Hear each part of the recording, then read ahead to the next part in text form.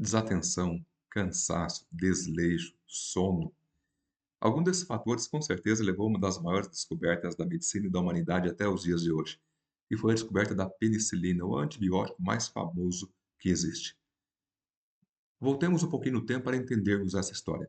1914, 1918, Primeira Guerra Mundial, guerra de trincheiras, onde o embate era feito soldado a soldado, uma guerra muito sangrenta, muito violenta, onde os soldados se feriam a todo momento com projéteis de armas de fogo, com as baionetas, com estilhaços de granada e com outros artefatos bélicos que a gente conhece. Muito bem, o problema todo é que nessa época não existia antibiótico. Então, qualquer ferimento, por menor que fosse, poderia gerar foco infeccioso, poderia se alastrar, poderia, poderia causar infecções maiores, amputação de órgãos e até a morte do soldado. E milhares de soldados provavelmente morreram devido a essas consequências da falta do antibiótico lá na Primeira Guerra Mundial.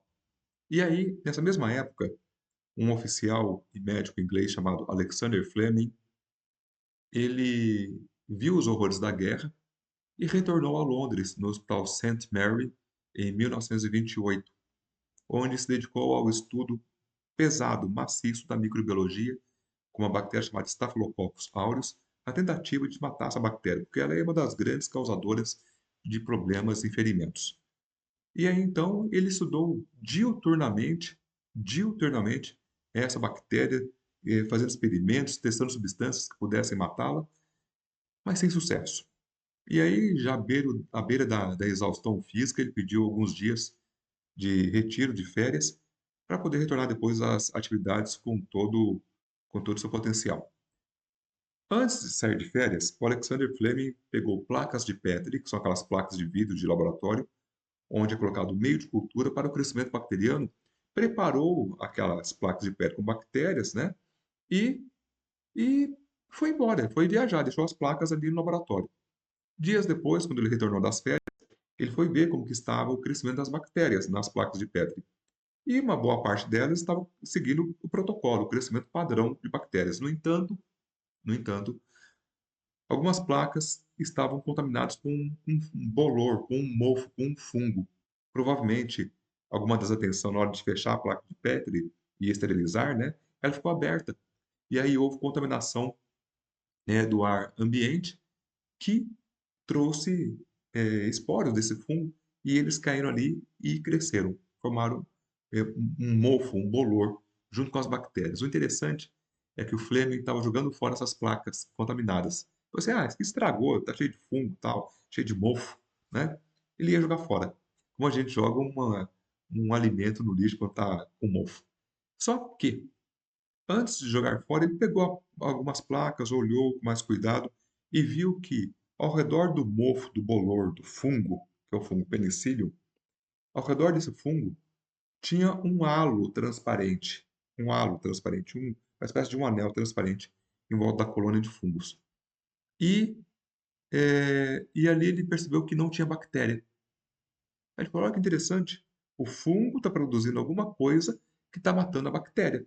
É o que nós conhecemos como antibiose, antivida, né? E aí, então, daí surge o termo antibiótico. E, e ele achou interessante aquilo, comentou com os colegas de trabalho, com os amigos de trabalho ali, mas ninguém deu importância. Falei, deixa quieto isso aí. Esquece aí, vamos estudar coisas mais importantes, tal. Deixa quieto. Mas ele, como bom cientista, ele anotou tudo que ele viu e ele publicou, um ano depois, em 1929, ele publicou um trabalho científico, um artigo científico, onde ele relatou tudo que ele viu naquela contaminação. E isso caiu no esquecimento por alguns anos. Dois médicos dois cientistas, desculpe, de Oxford, um chamado Chain e o outro chamado Florey, esses dois cientistas, que também pesquisavam sobre microbiologia e também estavam à procura de um antibiótico para matar as bactérias, leram o trabalho do Fleming e acharam interessante. E chamaram o Fleming e falaram: ô Fleming, vamos ver isso aqui juntos. E começaram a estudar os três juntos ali, aquela coisa toda. 10 anos depois, 1938, a penicilina ela foi isolada, foi purificada e foi obtida uma quantidade de um pó marrom, que seria talvez o melhor antibiótico, o mais conhecido de todos os tempos, a penicilina. Isso foi em 38. Em 1940, o primeiro ser humano recebeu penicilina. Foi um policial que estava com uma grave infecção no sangue, né, e foi curado devido à ação desse antibiótico.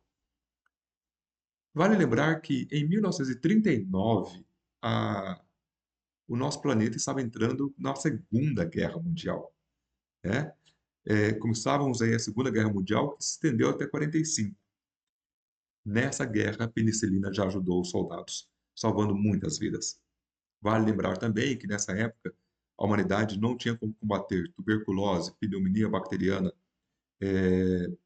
lepra ou hanseníase e outras tantas doenças bacterianas. Daí em diante, tudo ficou mais fácil para a humanidade. Em 1945 também, né, merecidamente, o Fleming, o Chain e o Fleury receberam a honraria de ganharem ali juntos o Prêmio Nobel de Medicina. Tá certo, moçada? Bem-vindos ao Pérolas da Medicina e até o próximo vídeo. Até mais, tchau.